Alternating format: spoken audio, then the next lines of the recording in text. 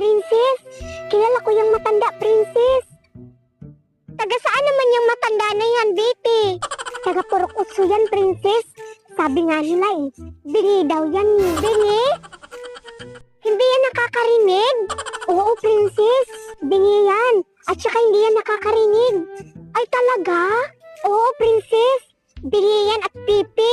Kaya hindi na yan makakarinig habang buhay. Kaya naman, subukan mong tawagin siyang matandang pangit. At syempre sabihan mo rin na pipi at bingi. Ah, sige, Biti. Oo, sige na, tawagin mo na. Hoy! Matandang pangit! Bingi at pipi! Hoy! Wala kang respeto sa mga matatanda, ah!